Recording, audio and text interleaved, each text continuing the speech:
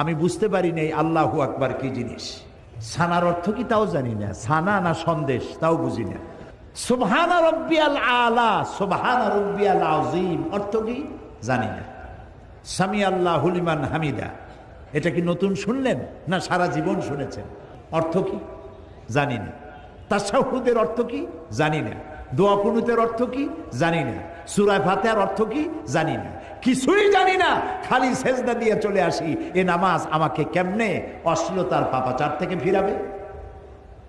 প্রিয় ভাই সব, শুধু যদি দোয়া কুনুতটা জানতাম অর্থ কি, তাও আমি সংশোধন হতে পারতাম।